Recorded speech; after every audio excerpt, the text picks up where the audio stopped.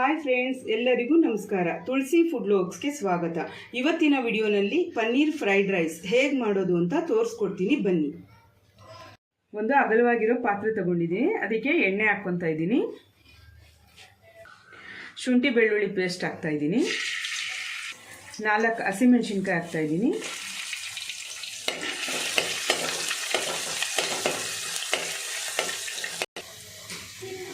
ಈಗ ಈರುಳ್ಳಿ ಹಾಕ್ತಾ ಇದ್ದೀನಿ.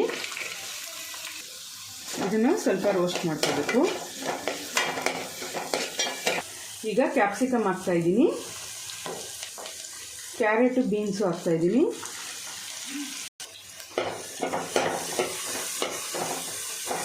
ಈಗ ಅರ್ಧ ಸ್ಪೂನು ಪೆಪ್ಪರ್ ಪೌಡರ್ ಹಾಕ್ತಾ ಇದ್ದೀನಿ. 1/4 ಸ್ಪೂನಷ್ಟು ಸಕ್ಕರೆ ಹಾಕ್ತಾ ಇದ್ದೀನಿ. 1/4 ಸ್ಪೂನಷ್ಟು ಧನಿಯಾ ಪೌಡರ್ ಹಾಕ್ತಾ ಇದ್ದೀನಿ. 1/4 ಸ್ಪೂನಷ್ಟು ಚಿಲ್ಲಿ ಪೌಡರ್ ಹಾಕ್ತಾ ಇದ್ದೀನಿ.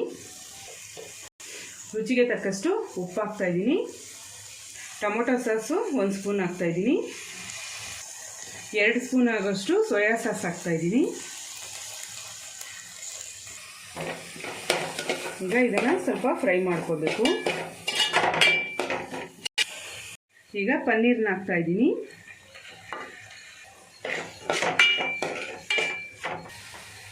ಈಗ ಇಬ್ಬರಿಗಾಗುವಷ್ಟು ಅನ್ನ ಹಾಕ್ತಾ ಇದ್ದೀನಿ.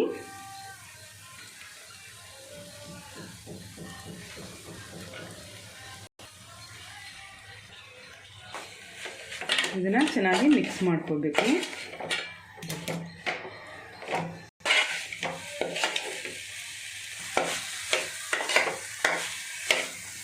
ಈಗ ಕೊತ್ತಂಬರಿ ಸೊಪ್ಪು ಸ್ವಲ್ಪ ಹಾಕ್ತಾ ಇದ್ದೀನಿ. ಈಗ ಸ್ವಲ್ಪ ನಿಂಬೆಹಣ್ಣು ರಸ ಹಾಕ್ತಾ ಇದ್ದೀನಿ.